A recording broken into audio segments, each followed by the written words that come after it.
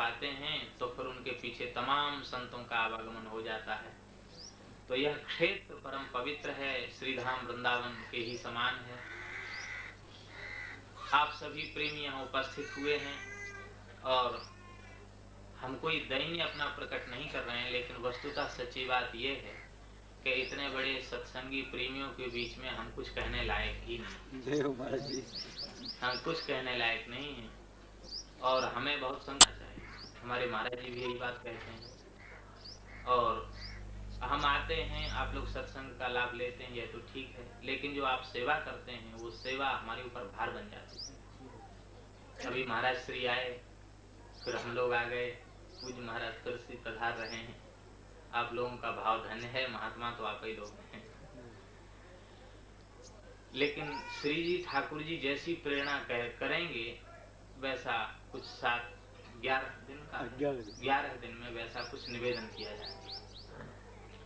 हम तो सच्ची बात यह कहते हैं कि वस्तुतः भागवत का एक अक्षर का भी बोध हमें नहीं, लेकिन इसके बाद श्री गुरु जी की कृपा से, संतों की कृपा से, श्री बिहारी जी की कृपा से भगवान ही हृदय में बैठकर जो प्रेरणा करके बुलवा ले में, वो ठाकुर जी जाने।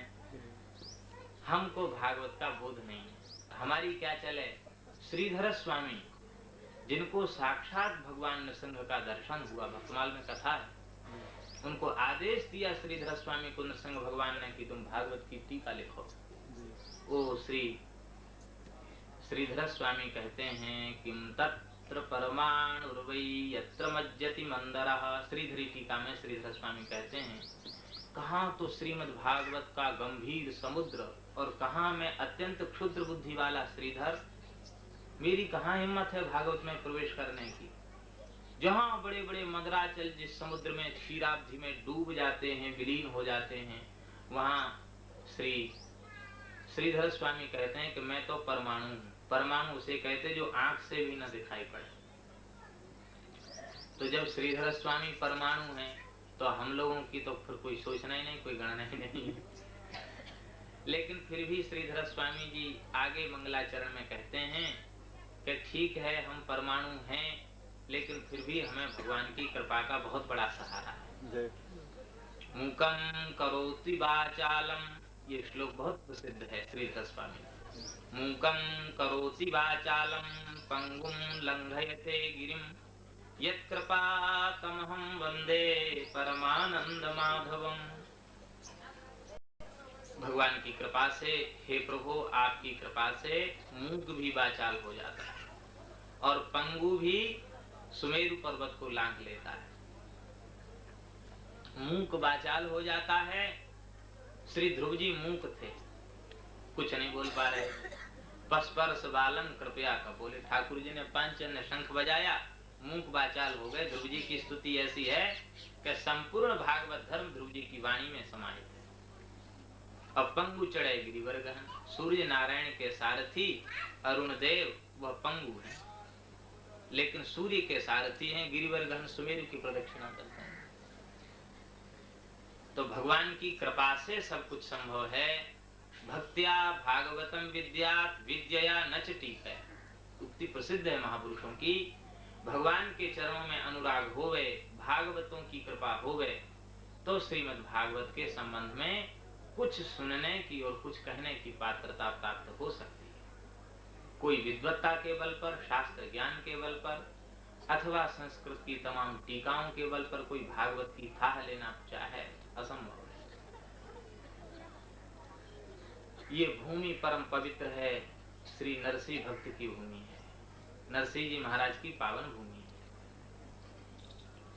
संपूर्ण भारतवर्ष भक्त भूमि है, लेकिन उसमें ये भूमि जो गुजरात की भूमि है, ये नरसिंह भक्त की भूमि है। और नरसिंह जी महाराज यह कलि पावन संत हैं, कलि पावनावतार हैं नरसिंह जी। क्यों कि जब द्वापर का अंत है, कलयुग आने वाला है, भगवान व्याकुल हो उठे। भगवान ने विचार किया कि इन बेचारे कलयुगी प्राणियों को मेरा प्रेम, मेरी भक्ति कैसे मिले। तो भगवान को और कोई तो नहीं दिखाई पड़ा, महान संत श्री मुचकुंद जी महाराज दिखाई पड़े। भगवान को मुचकुंद ही दिखाई पड़ी। उसी समय भगवान यही चिंता कर रहे थे कि मैं तो अपनी लीला का कुछ दिनों में संवरण कर लूंगा, अब जब घोर कलयुग आएगा तो लोग कैसे जानेंगे हमारे प्रेम भक्ति को। मुचकुंद जी सामने पड़ गए। भगवान ने कहा कि ठीक है, भूत्वा द्विजवरस त्वंबई माम उपैष्यसि केवलम। हे मुचकुंद, इस जन्म में तो नहीं, अगले जन्म में तुम ब्राह्मण होगे और केवलम माम एव उपैष्यसि, केवल मुझे ही प्राप्त करो। अभी राजा हो, सब प्रकार के अनेक धर्मों में तुम विभ्रांत हो, लेकिन वहां अनन्य भाव से मुझसे प्रेम करके स्वयं तो मेरे पास आओगे, लाखों जीवों को अपने साथ लेकर के मेरे चरणों में आओगे। और वही कलिपावन अवतार श्री नरसिंह जी महाराज। ये नरसिंह जी महाराज के संबंध में हमारे परम पूज्य संत श्री नाभा गोस्वामी जी महाराज कहते हैं, जगत विदित नरसी भगत जिन गुज्जर धर पावन करी। संपूर्ण गुजरात की भूमि को उन्होंने पवित्र कर दिया। कैसी थी गुजरात की भूमि, कैसे थे यहाँ के लोग?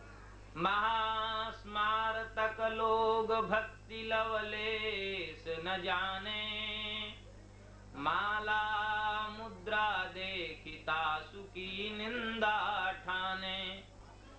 ऐसे कुल उत्पन्न भयो भागवत शिरोमणि, ऊसरते सर कियो खंड दोष ही खोयो जिनी।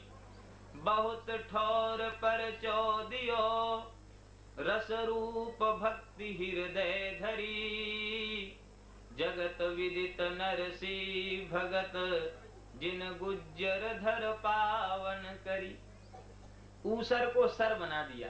ऊसर उसे कहते हैं जहां बीज बो लेकिन पैदा ही नहीं होता। गुजरात की भूमि ऊसर थी, इसमें कोई भक्त पैदा नहीं होता था, इसमें पाखंडी लोग जन्म लेते थे। लेकिन नरसिंह जी ने अपनी प्रेम की गंगा ऐसी बहाई कि संपूर्ण गुजरात की भूमि ऊसर से सर हो गई, उपजाऊ हो गई। उपजाऊ का मतलब होता है कि अब यहाँ कोई उत्पन्न होगा तो भक्त ही उत्पन्न होगा, दूसरा कोई उत्पन्न ही नहीं होगा। अब ये बात जरूर है, कुसंग में पढ़ करके भागवत धर्म छोड़ बैठे हुआ अलग है, लेकिन जन्मजात यहाँ के संस्कार भगवान की भक्ति के होंगे, ऐसा नाभा गोस्वामी जी महाराज कहते हैं। बहुत ठोर पर चौदियो। प्राचीन युगों में ध्रुव जी को साक्षात्कार एक बार हुआ, बार बार नहीं हुआ। प्रहलाद जी को, वैसे तो इन भक्तों के सामने प्रत्यक्ष भगवान सदा ही है, ध्रुव हैं, प्रहलाद हैं, सर्वत्र भगवान का दर्शन करते हैं। लेकिन ध्रुव जी के साथ भगवान ने एक बार प्रकट होकर लीला की, नृसिंह भगवान ने प्रहलाद जी के साथ एक बार लीला की। लेकिन इस घोर कलिकाल में हमारे प्राण प्यारे भक्त श्री नरसिंह जी के साथ भगवान ने 52 बार लीलाएं, 52 बार भगवान ने प्रत्यक्ष लीलाएं नरसिंह जी के साथ। इसलिए कलि विशेष पर चो प्रगट, आस्तिक हुए के चित धरो। उत्कर्ष सुनत संतन को, अचरज को जन करो। चारों युग चतुर्भुज सदा, भक्त गिरा साची करन। संत साखी जाने सवे, प्रगट प्रेम कल युग प्रधान। आदि आदि महावाक्य श्री नाभा गोस्वामी जी कैसे हैं कि इस कलयुग में हमारा भाग्य है। ऐसा मत समझो कि हमारा बहुत दुर्भाग्य है जो ऐसे पापमय युग में हमारा जन्म हुआ, नहीं। हम लोग बड़े भाग्यशाली हैं कि कलयुग में ठाकुर जी ने हमको जन्म दिया। अब कितनी सुविधा दे दी, केवल हरि हरि गा करके, भगवान की कथा सुनकर, संतों का दर्शन करके और भवसागर से सहज पार हो जाते हैं। कोई प्रयास भी नहीं करना पड़ता। देखो राष्ट्रीय भाई पार हो गए हैं और तमाम संत पार हो जाते हैं भगवान की दया से।